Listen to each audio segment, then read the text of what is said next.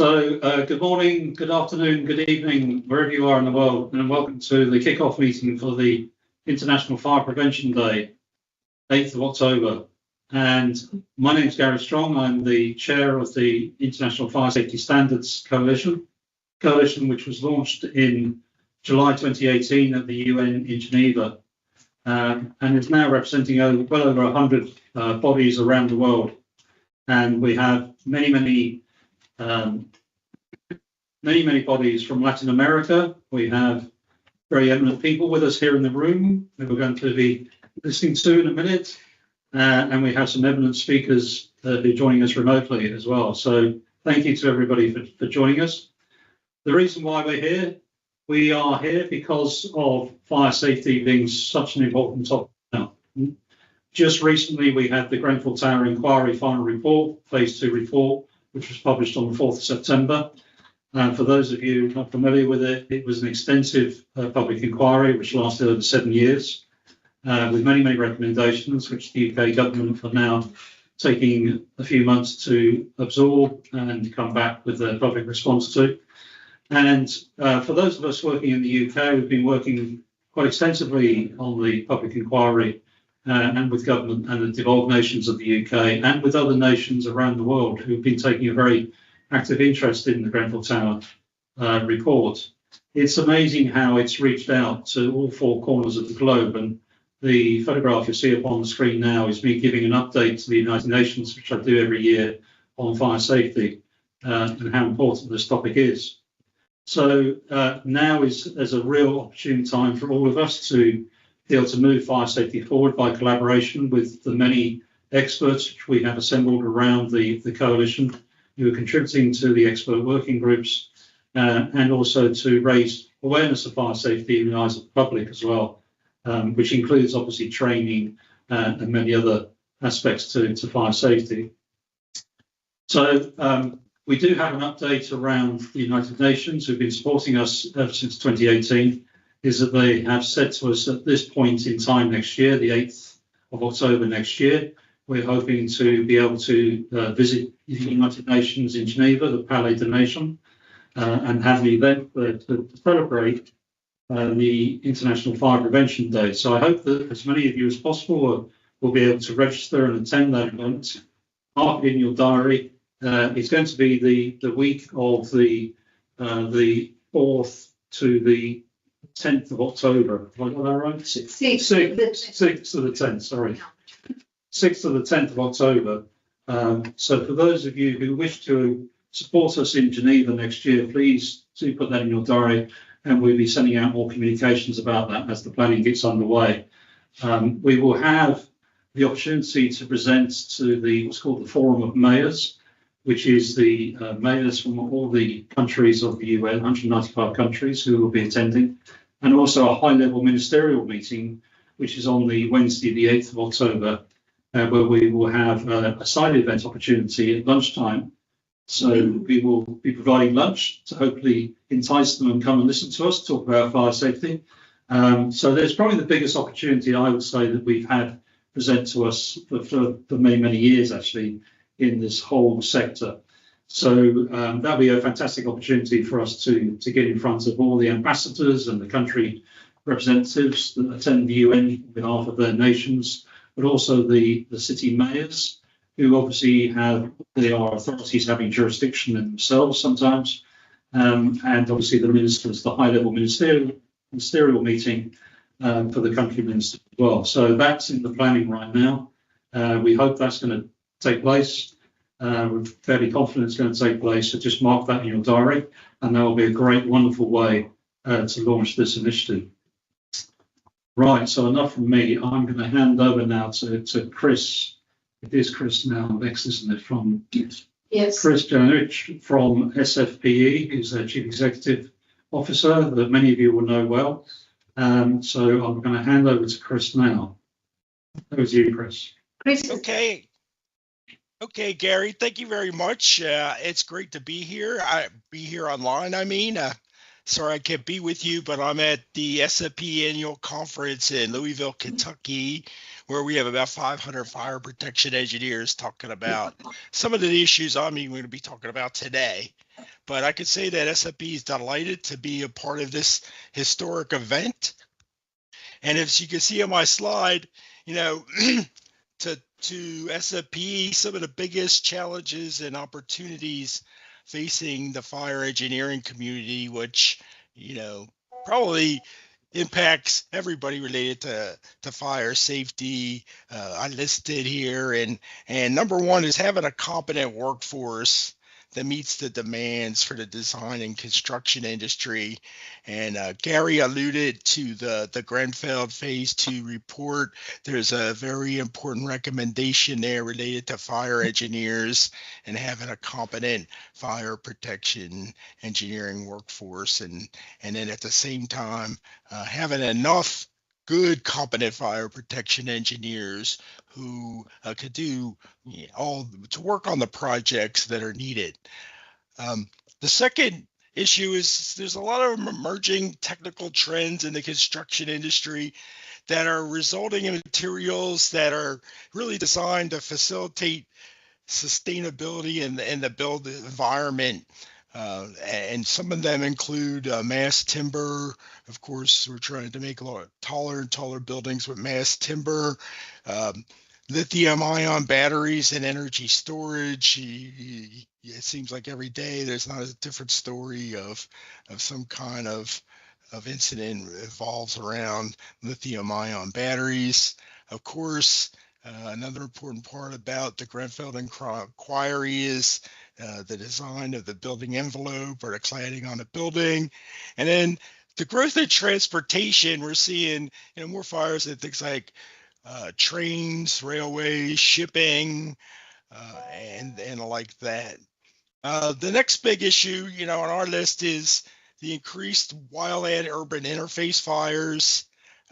Another is cybersecurity and fire protection systems, and finally, increasing role of digitalization, our BIM, and artificial intelligence in our industry. You could go to the next slide, please. So a little bit about SFP for those who don't know us. Our mission is to define, develop, and advance the use of engineering best practices, expand the scientific and technological base, and educate the global fire safety community. We have over 5,300 members throughout the world, 96 local chapters that are in communities around the world that promote fire protection engineering, and an additional 28 student chapters in our colleges and universities. And in total, we have members in 72 countries. You could go to the next slide, please.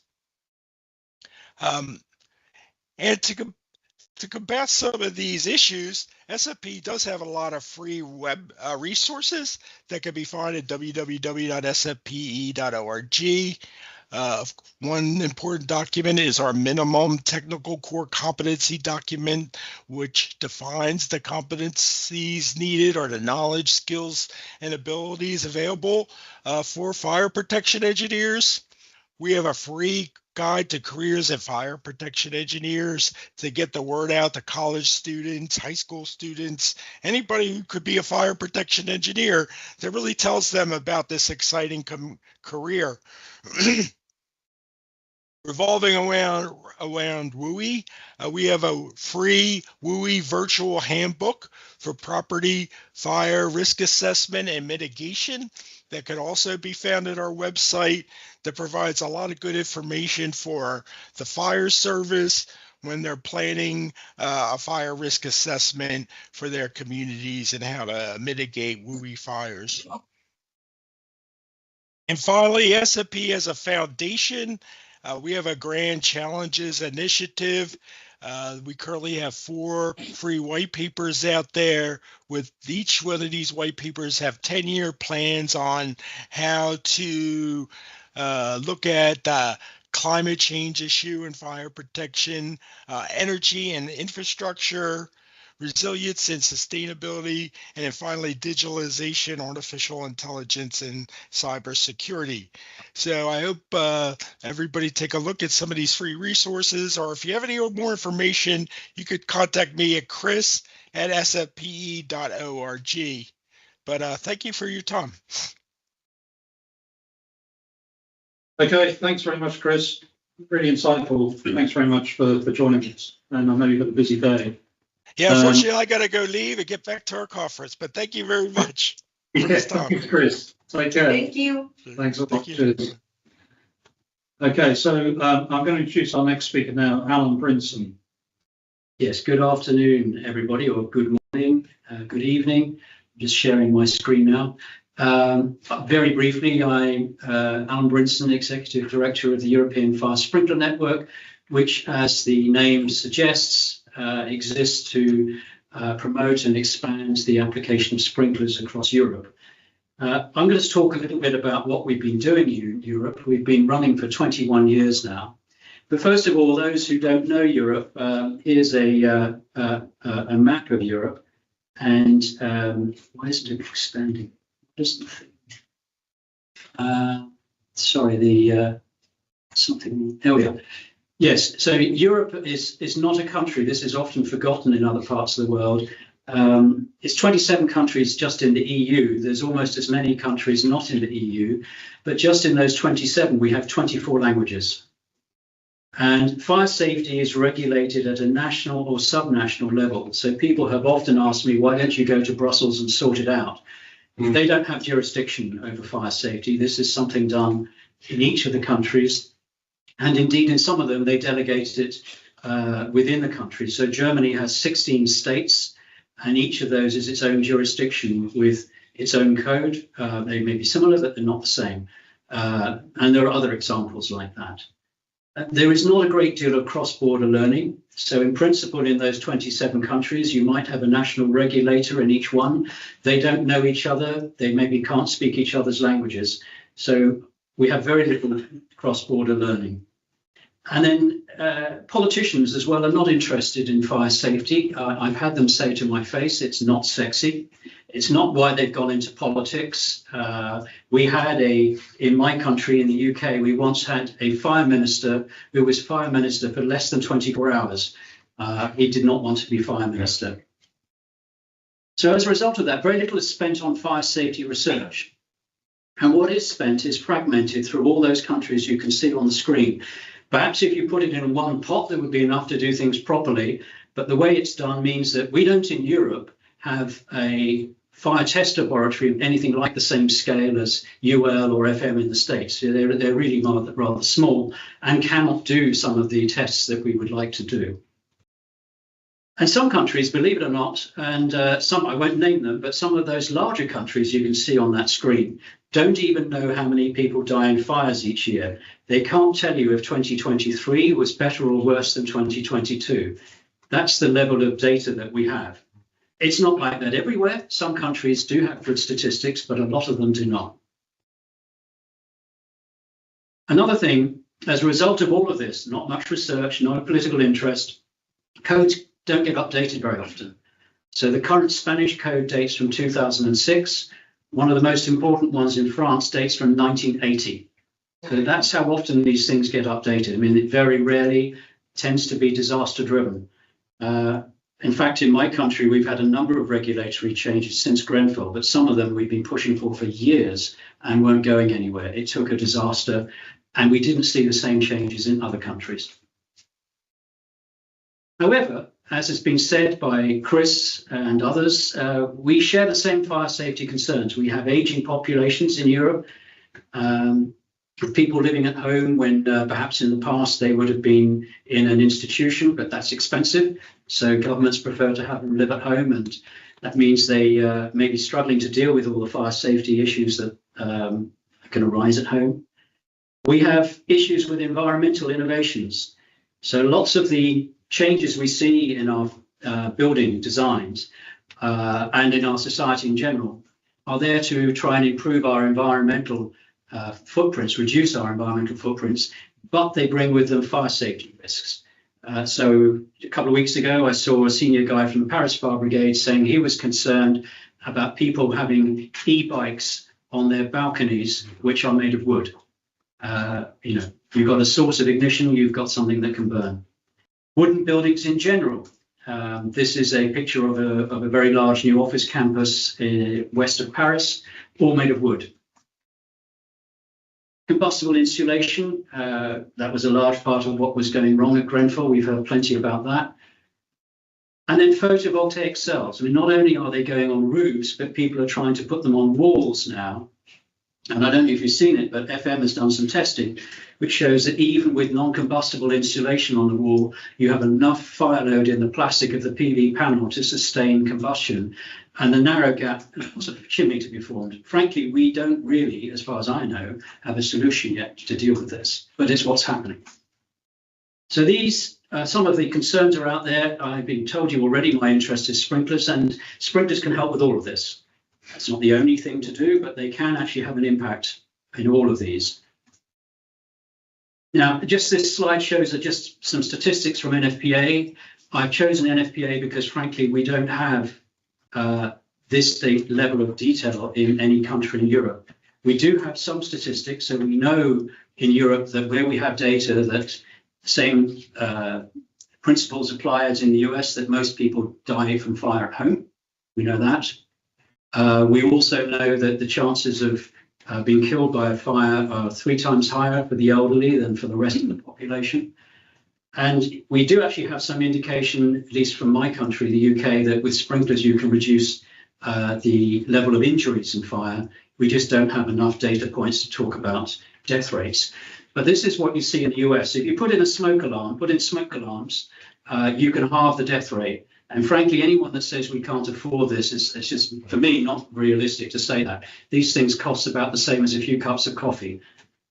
If you then put in sprinklers, you can reduce the death rate by another 80%. So you can get down to 90% of the death rate today by these 2 measures themselves. So this is something that we think policymakers should be more aware of. As I said, for them, this is not a sexy subject, but this is fairly easy to understand. If you have an alarm that tells you there's a fire and you're able to do something about that, that can help you. And if you're not able to do anything about it, then the sprinklers can help you too. So it isn't all doom and gloom. We have made some progress. We've had national campaigns in many countries in Europe for smoke detectors. And this isn't the best picture of a smoke detector, but it is royalty free because it's my smoke detector in my house, one of 2. And most new housing in Europe has smoke alarms, not all existing housing. And then we've seen, since I've been doing this job now for just over 20 years, that the numbers of sprinklers installed in Europe have more than doubled in that time. And we now find in Northern Europe that we see them quite commonly in new apartments and also in care homes. However, that is not the case yet in somewhere like Italy. So we still have a long way to go, but we're moving from the north south, making improvements there. And how do we achieve that? Well, it's collaboration, as Carlos is about to explain to you. You have to work with everybody. I mean, once the information is there, it's not too tricky to understand, but you have to get it out there. There's a lot of misapprehensions about all of these technologies, that they are difficult, they cost too much, and they cause problems. They're wrong. This is not the case. But you have to get the information out there. We work together with fire officers in several countries. We have training programs for them, with researchers who make the academic case for change and look into these issues. Insurers have an interest in this as well, consultants too, and of course the officials in the end. So we work with all of those. You spread information, and you do move consensus from you've got to be joking to this is the right thing to do. And so that's how we've achieved that. It's a slow process. It can take a very long time, but then sometimes you get a big day and a big change, and you move forward. So I will finish there, and I think pass you now over to Carlos. Thank you very much. We have an excellent example here from all the organizations involved in this meeting, which we're very happy to be in such a magnificent place by Big Ben and all the wonderful London attractions right here next to Gary's office. Your example can really guide the rest of the world industry efforts in integrating and potentially expediting our progress in our objectives. We must consider that there are 196 countries and 7,139 languages spoken worldwide. The challenge of global integration becomes very complex. We can only achieve this working together through our own common purpose. Purpose is the fundamental reason for every organization existence. It's the ultimate reason for being. And we all share the same common purpose. And what a noble purpose it is: to make the world a safer place from the risk of fires through prevention. Our organizations exist to safeguard lives, buildings, and business continuity by preventing fire risk using the highest quality, certified, and innovative products supported by the most professional teams. As we pursue this mission, we also provide limitless opportunities for our personal and professional growth. As you've seen from Chris, there is a lot of need for fire protection engineers in the US and in general. If you have designers, please, we need it. And it's throughout the world. So by doing good, we create good for the world and also for ourselves.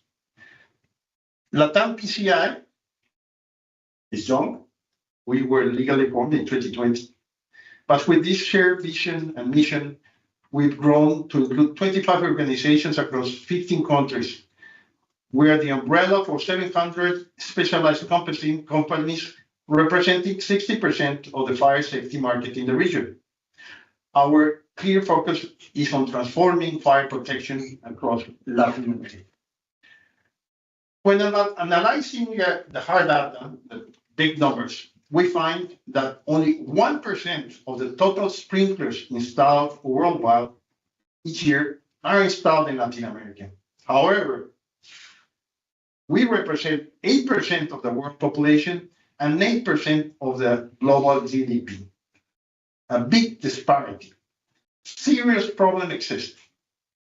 But at the same time, it's a great opportunity for growth. If we equalize it, we can grow 8 times. So we all have the same problems, and we need all to do something to make things happen.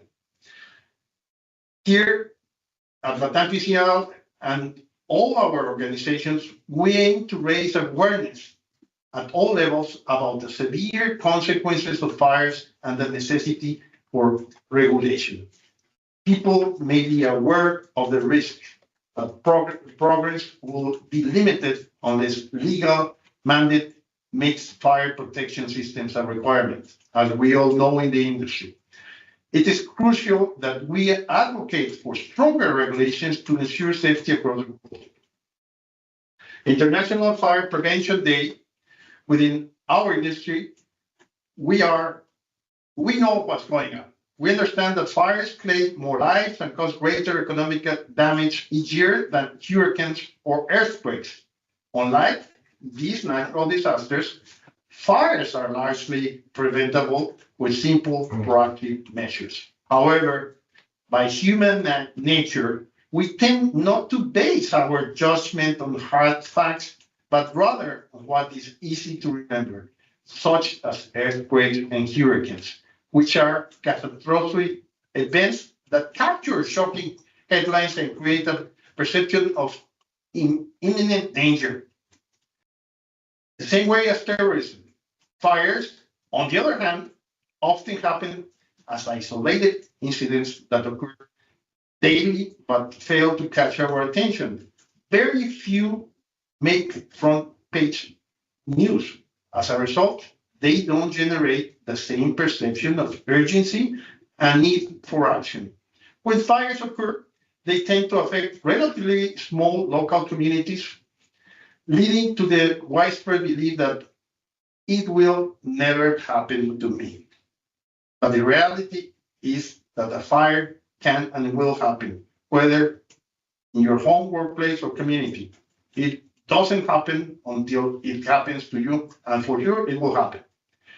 The destruction caused by fires represent 1% of the world's GDP minimum annually in material and economic losses. As a sector, we have not been successful, in some countries yes, but in others not, at least not in Latin America, in communicating the gravity of this issue to the public or authorities. We need to elevate the importance of this severe problem, raising awareness to drive change in regulation and practices. Our organization supports, or your organization supports, is vital to create the needed awareness. We need your commitment and support. We need to make a much more noise than what we're doing now. And those who drive rapid and profound changes, such as those we've seen for obvious reasons. No earthquakes, 1985, big earthquake in Mexico. The regulation changed 1987, 2 years later. And more people died from fires in Mexico than from that earthquake. But we haven't been able to provide that knowledge to the authorities and to the public. And where energy savings, electrical sustainability, green buildings, they achieved a very good work. We don't need to invent the wheel. We just need to copy what they are doing right and adapt it to what we need to do in fire protection. As a fire protection sector, it is our responsibility, our mission to create the necessary awareness, not just at events like this, but throughout continuous engagement with all relevant stakeholders, insurance companies, chambers of commerce, government, fire service, academy, and the general public. Only by integrating all these stakeholders can we implement the regulatory changes needed to make fire protection a priority. Aligning the interest of the different sectors behind our common purpose will drive progress. We must engage with politicians and collaborate closely with them because our goal is to shape public policy. However, public policy is not created by politicians alone. It is built by society through the active participation of organizations like ours. Politicians may sign the policies, but it is the people, the professionals, and the companies who practice, implement, and ensure that these policies are carried out. True public policy is made when business, citizens, and organizations take responsibility and ensure that things work in practice. This is where we must take the lead. We, as business leaders and as engaged citizens, are the ones who can truly drive change. Many examples exist in the world and show how progress happens when society acts, not just when laws are and regulations are passed. Compliance only occurs when organized societies take responsibility for ensuring those laws are enforced. This is the essence of the social construction of risk. We create the risk of tomorrow when we fail to engage in shaping the policies that matter to us today. But when we actively participate in the creation of public policy, we became allies to the political process, ensuring that these policies are properly implemented. We must work together not only to adopt the best standards and bring in the best human and technical resources, but also to raise awareness among professionals and the general public. Only by doing so, we can ensure that these policies are followed and become effective tools for fire prevention and safety. Our role is critical, not just in settings, so that's the way we will make change happen. So what's the next actions? There is no room for passivity when something is wrong. And we know something is wrong here. The only thing is action. We need to act. On October 2025, we will celebrate International Fire Prevention Day, a time to remind ourselves of the critical importance of fire preparedness and prevention. Today, as we launch the kickoff meeting with participation from around the world, primarily within our sector. We recognize our opportunity over the next year. But it's only 365 days from here to the 8th of October, which will be on Wednesday. This is our time to strategize, plan, budget, organize, and execute a comprehensive global outreach campaign to raise awareness and underscore the significance of the International Fire Prevention Day. We need our commitment, or your commitment, to collaborate in creating and disseminating targeted awareness campaigns. These campaigns should span all media, newspaper, magazine, social media channels, and be tailored for each of our respective markets. Each one is different, as we all know. Our aim is to amplify the message of fire prevention and safety, reaching diverse demographics and enhancing global participation. The inaugural event, as we know from Gary, will be in the United Nations in Geneva, where we will invite not only fire protection associations, but we will want leading global NGOs, non-profit organizations, key customers with global engagement. To truly make an impact, we must generate a significant amount of attention and create worldwide awareness. We need to organize major events across all continents, and your help is crucial to making this happen. Let's unite and ensure that this vital cause resonates with the world. As we mark World Fire Prevention Day, we must unite with organizations across the first, second, and third sectors. We must obtain together the collaboration with world institutions like we are doing right now with the United Nations, but also with other NGOs as Save the Children, Common Voices, the Gates Foundation, and especially seek influencers and advocates who have experienced the devastating impacts of fires. And we need to work all together to find these advocates and influencers.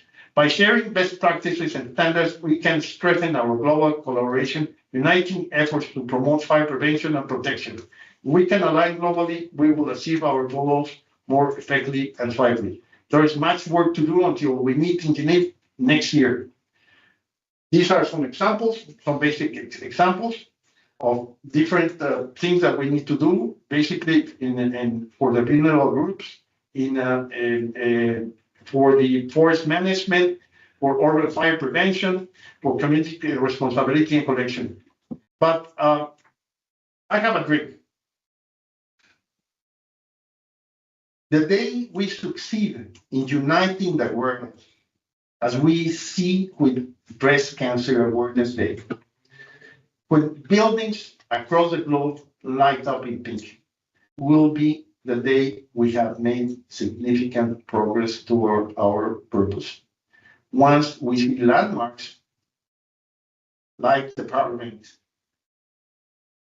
illuminated in orange, the color we have chosen for fire prevention, it will be symbol that global recognition of the importance of this cause. Achieving this level of visibility will mark the decisive step forward in raising awareness and promoting fire safety worldwide. We have here some examples of what we have done in Mexico. This is a public education program. A simple example, we've never done it. First time we do it in this form, but we started with a plan, and we're right now. We have a whole team. We start with educating the children. If we have the children educated, asking for the parents, why don't we have an extinguisher? Why don't we have a detector at home? It costs less than going out for a meal on a Sunday, and this will save our lives. That's when we need to start with the children, and we are working very close with the Maffer Foundation in this aspect, and We do it throughout the year within the different organizations that we cover. But we also have a very strong team with the different key players that will help us bring about a change in regulation and awareness throughout Mexico. All the big guys that are involved, the chambers of commerce, the industrials, all the different foundations, the firefighters, we have them all together, and we're working with them throughout the year. And then we do a fire prevention congress. We did it this August 27 and 28, and according to the manufacturers, that's what they say. I don't know. It's number one is NFPA, number two is Dubai, number three is Mexico now, and it's relatively new. But we're creating that awareness, and we're bringing the whole Latin American together. And then, obviously, we're doing all these fire prevention celebration on the 8th of October with Concise. We have Mexico celebrates the 8th of October as the Fire Prevention Day. That's when we have a big fire in children's nursing home. And we celebrate it with a whole week. We don't need to invent the wheel. We're proposing this. I'm pretty sure that many other countries have other options, but this is a good option that we can do. This is the material that we're doing we publish thousands of these booklets with the help of Mapfre Foundation, distributed in all the different states in Mexico. And we also book for the teachers so that they can teach them, and we work with the firefighters. So we're creating this consciousness. And obviously we're doing a lot of symbolisms, like you see, I have here the symbol of fire prevention. And we are going to propose this budget and recognitions like this physical coin that I gave to Gary, that and this symbol, this logo, that represents a family protecting against the flames of fire. And we have an orange ribbon that we use during the whole week in all of our organizations. And obviously, we would like this is an option, it's a proposal, but I'm asking for, here we have the industry, the world represented with these 4 organizations. And Gary, I would like to make a motion that we work on a strategy, a plan, and we establish options, but let's work it quickly. We did for this event 1 minute video that I would like to show. Go ahead. On October 8th, we will celebrate International Fire Prevention Day, a time to remind ourselves of the critical importance of fire preparedness and prevention. Did you know that fires claim more lives and cause greater economic damage each year than hurricanes or earthquakes? Unlike these natural disasters, fires are largely preventable with simple, proactive measures. By taking basic steps, such as developing an emergency plan, regularly checking electrical wiring, and installing smoke detectors and sprinkler systems, you can save lives. International Fire Prevention Day serves as a crucial reminder that prevention is key. This October 8th, join us in supporting this vital cause to protect your life, your loved ones, and your business. Take action today. Visit IFSS and LATAM PCI to learn more about fire prevention and discover how you can get involved.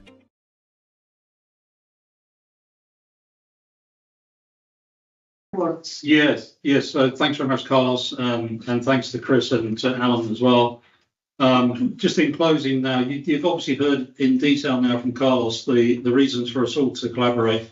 This is the first time globally this has ever been done before. We've never, ever tried to achieve something which has grown slowly but surely over the course of the past 6 years or so, since particularly when the coalition was launched in 2018. It is revolutionary. Others have done it in other areas like road safety, for example, and we know that they've been successful in that. So fire safety should be no exception, but it does rely on that global collaboration. and willingness to succeed, which is so important. So please do get involved. I put into the chat box about, please, we need your expertise to share communications, share what we're doing globally with all your networks, and contribute your expertise to our technical working groups as well. Only that way can we make a difference globally. It's a non-political organisation. It's run purely by volunteers such as us. And if we don't do it, I can't see anybody else doing it. So please do participate in it. And I do hope that you will be able to participate in the events we're planning for 2025. We are slowly growing in our importance, in our collaboration and communications and awareness of fire safety. So please do participate. Great. Well, thank you very much. I think this is the time. It's off, and it's now, and we have a whole year to do it. So, Gary. Thank you very much. Thanks for travelling over here from a rather wet and windy London. I bid you farewell and safe travels. Thank you very much. Thank you very much. Thank you, everybody. Thank you. Bye-bye.